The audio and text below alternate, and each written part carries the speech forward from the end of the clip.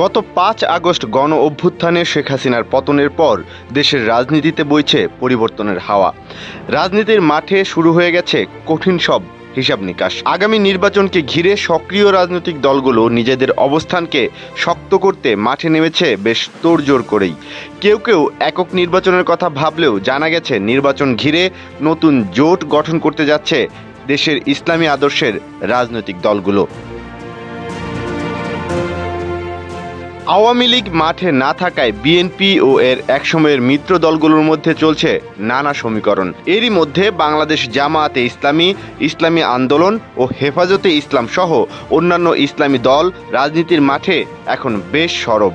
এই জোট গঠনের ক্ষেত্রে বেশি নাম শোনা যাচ্ছে ইসলামী আন্দোলন বাংলাদেশের। ইসলামী আন্দোলন বাংলাদেশের আমির ও চরমোনাই পীর মুফতি সৈয়দ মোহাম্মদ রেজাউল করিম বলেছেন, ইসলামী দলগুলো অচিরেই এক হয়ে মানবতার পক্ষে পরিবেশ তৈরি করবে।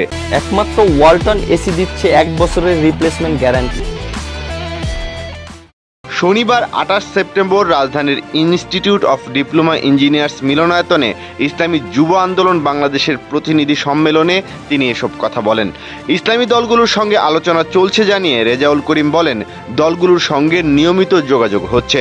অচিরেই ইসলামী দলগুলো এক হয়ে ইসলামের পক্ষে মানবতার পক্ষে পরিবেশ তৈরি করবে। বিভিন্ন সূত্রে জানা গেছে ৩টি নীতিতে এই জোট গঠনের প্রক্রিয়া রয়েছে শেষ পর্যায়ে। ইসলামী আন্দোলন বাংলাদেশের সিনিয়র নায়েবে আমির মুফতি সৈয়দ মোহাম্মদ ফয়জুল করিম বলেছেন, ইসলাম, দেশ ও মানবতা এই ৩ মূলনীতি ও আদর্শকে সামনে রেখে যারাই জোট করতে আগ্রহী তাদের সঙ্গে ইসলামী আন্দোলন ঐক্যবদ্ধ হবে। শুধু ভোটের উদ্দেশ্যে জোট হলে সেটি কার্যকরী জোট হবে না। গণমাধ্যমের সঙ্গে এক সাক্ষাৎকারে ফয়জুল করিম আরও বলেন, অতীতেও শুধু নির্বাচন কেন্দ্রিক জোট হয়েছে, যা পরবর্তী সময়ে ভেঙেও গেছে। এখানে শুধু জামাত সহ ইসলামী দল নয়, ডান, বাম এবং মুসলিম, হিন্দু সহ যারাই এই ৩ নীতিতে ভিত্তি করে জোট করতে এগিয়ে আসবে তাদের সঙ্গে আমরা জোট করতে আগ্রহী। এদিকে বাংলাদেশের রাজনীতির মাঠে আওয়ামী লীগ কার্যত নিষ্ক্রিয়। এমন অবস্থায় বড় ২ রাজনৈতিক দল বিএনপি এবং জামায়াতে ইসলামীর তৎপরতা বেশ উল্লেখযোগ্য। যদিও এই ২ দল এক সময়ের মিত্র ছিল, তবে বর্তমান প্রেক্ষাপটে এই ২ দলের মধ্যে সম্পর্কের ফাটল লক্ষ্য করা যাচ্ছে। বিশেষ করে নির্বাচন ইস্যুতে এই ২ দল ২ মেরুতে অবস্থান করছে। বিএনপি চাচ্ছে খুব দ্রুত সময়ের মধ্যে নির্বাচন অনুষ্ঠিত হোক, অন্যদিকে জামাত চায় নির্বাচন হোক আর একটু সময় নিয়ে, দেশ পুরোপুরি সংস্কারের পর।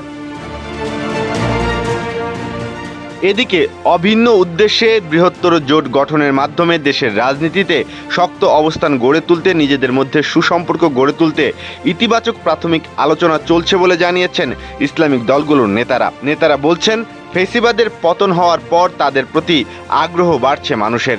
মুক্ত পরিবেশ পাওয়ায় বাড়ছে তাদের সমর্থকের সংখ্যাও।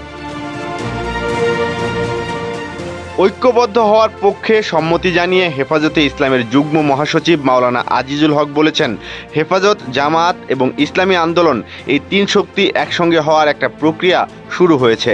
আশা করা যাচ্ছে ভালো ফল আসবে। তিনি বলেন, তারা এখন পর্যন্ত 7টি ইসলামিক দল এবং কোনো দলের সাথে সম্পৃক্ততা নেই, কিন্তু ইসলামী চিন্তাবিদ, জাতির কাছে তাদের মর্যাদা আছে এমন বেশ কয়েকজনের সাথে আলাদা আলাদা কথা বলেছেন। ইসলামী জোট গঠনের তৎপরতায় নাম রয়েছে খেলাফত আন্দোলন, বাংলাদেশ খেলাফত মজলিস, জমিয়তে উলামায়ে ইসলাম বাংলাদেশ ও খেলাফত মজলিসের। এছাড়া জাকের পার্টি, নেজামে ইসলাম পার্টি ও ইনসানিয়াত বিপ্লবের মতো ইসলামী দলগুলোর সঙ্গে নিয়মিত আলোচনা চলছে জোট গঠনে আগ্রহীদের।